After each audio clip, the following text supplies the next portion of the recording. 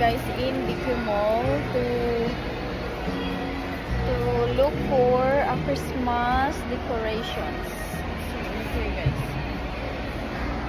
we'll try here. And